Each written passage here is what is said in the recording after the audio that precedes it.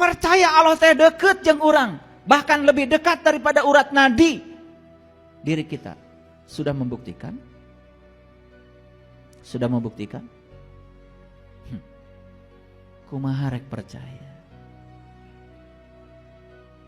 Tidak tertarik untuk membuktikan itu.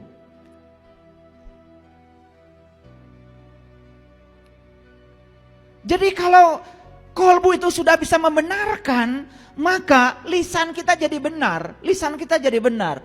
Akhlak dan perbuatan kita akan mengikuti lisan kita. Itu yang disebut dengan jujur. Selaras antara batinnya, kata-kata, dan tindakan.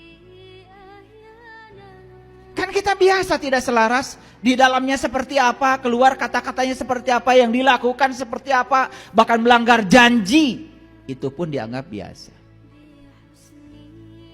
Padahal di Quran jelas-jelas dikatakan, ya ayyuhallazina amanu aufu bil uqud. Ciri orang beriman itu tidak pernah melanggar janji.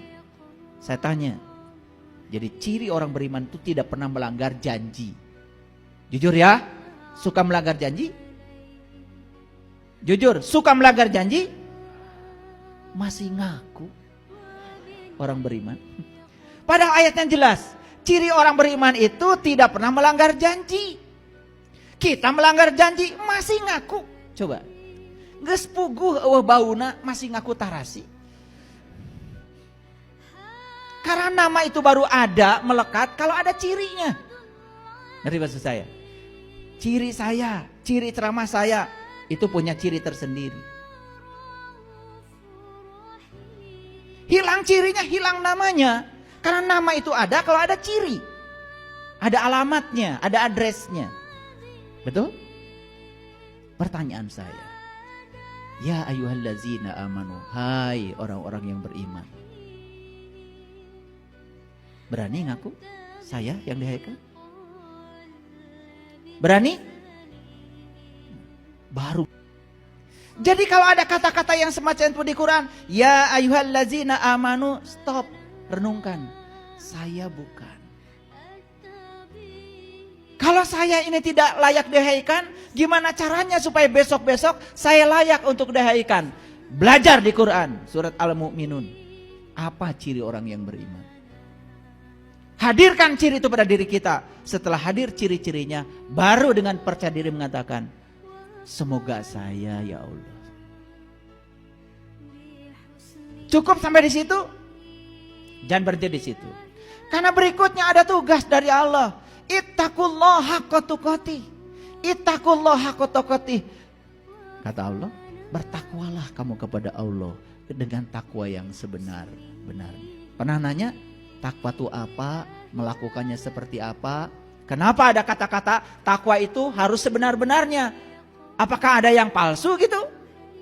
Pernah nanya gitu enggak? Enggak. Jadi mau maju gimana? Begitu dibilang kata Allah, bertakwalah kepada Allah dengan takwa yang sebenar-benarnya. Udah aja, dilewatkan perintah ini. Kalau saya kejar. Apa kata takwa di Quran? Saya kejar. Makanya ketemu jawabannya di Quran surat Al-Baqarah ayat 63. Wa id akhadna mitsaqakum wa rafa'na fawqakumut tur khudhu ma atainakum biquwwatin wazkuru ma fihi la'allakum tattaqun. Jadi takwa itu sebuah prosedur. Pertama mengambil janji, yang kedua diangkat kesadarannya, yang ketiga ditunjukkan oleh Allah di puncak kesadarannya. Allah menunjukkan diri di puncak kesadarannya. La'allakum wazkuru ma fihi. Setelah Allah menunjukkan dirinya, bertajali dalam dirinya, baru kata Allah, wazkuru ma fihi. Ingat yang aku tunjukkan kepada kamu. La'allakum tattaqun. Baru kamu jadi orang yang bertakwa. Jadi takwa itu prosedur. Mengambil janji, diangkat kesadarannya, ditunjukkan sesuatu di puncak kesadarannya. Ingat yang Allah tunjukkan. Itu baru takwa. Jadi siapa orang yang bertakwa? Orang yang sudah bisa ingat kepada Allah dengan ingat yang sebenar-benarnya. Itu haqqa tuqatih. Gitu gak kita? Belum. Belum semua. Setelah dibahas gini baru sadar. Oh ternyata saya ini belum tahu. Tapi sekarang saya tahu. Kalau saya belum tahu, alhamdulillah. Can nyaho. Tapi geus nyaho yen urang teh can nyaho. Bagus.